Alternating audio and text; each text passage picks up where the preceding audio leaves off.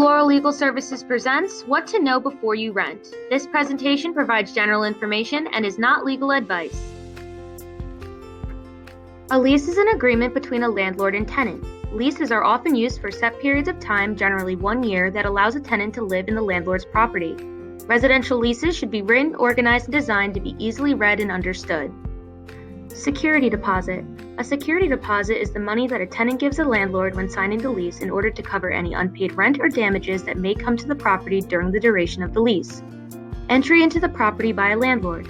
The lease should also specify how and when a landlord may enter into the residence, including in emergency situations. Term of the lease. Written leases should always specify the dates when the lease begins and ends. The tenant has a right to reside in the apartment or house during this time. If a term of a lease is 1 year and the lease is not renewed, it will then become a month-to-month lease. Utilities. The lease should always indicate who is responsible for any utilities that service the residence. Most leases are for set periods of time, usually 1 year. If there is no written lease with a set amount of time, the lease is assumed to be month-to-month. If a lease ends and your landlord allows you to continue living on the property, the lease is then considered a month-to-month lease, where a tenant rents from the landlord 1 month at a time.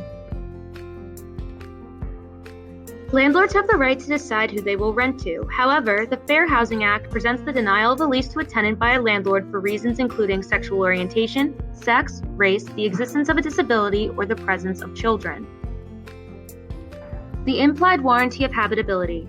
PA state law requires that landlords who rent property must provide a place that is safe and sanitary for a person to live in.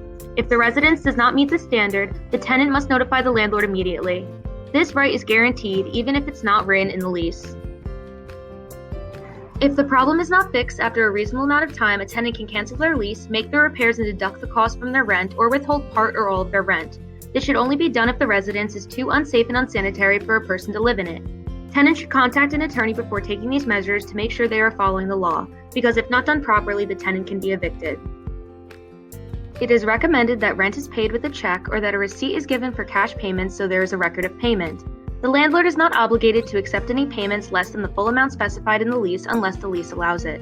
If a tenant cannot pay the full amount, the result is a violation of the lease. The landlord can then take legal action.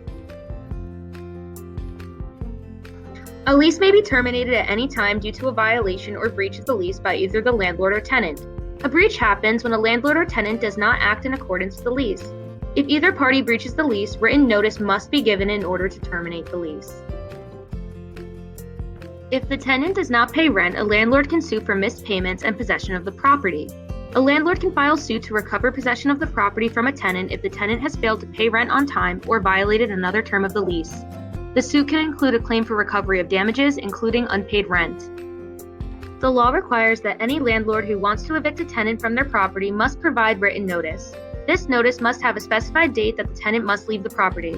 For non-payment of rent, the required notice is 10 days. For any other violation, the time required is 15 days for leases shorter than 1 year or that have an uncertain duration, and 30 days for leases that are for 1 year or longer. These periods of time can only be altered if the lease allows it. Next, the district magistrate is required to set a hearing date for the eviction no sooner than 7 days nor later than 20 days after filing. The defendant must be served at least 5 days prior to the hearing. At this hearing, each party can present evidence and testimony. If the court finds for the landlord, it can order that the tenant pay the amount of rent due, court costs, and damages caused, as well as order that the tenant be removed from the property, or evicted. To appeal an eviction, you must deposit a money bond with the Prothonotari's office. The amount of money is equal to whatever is less, 3 months' rent, or the money that you owe on the date the appeal is filed, plus rent that will accrue during the appeal proceedings. Any new rent owed must be deposited by the date it is normally due to the landlord. If you cannot afford to pay the amount required for an appeal, you can fill out a fee waiver.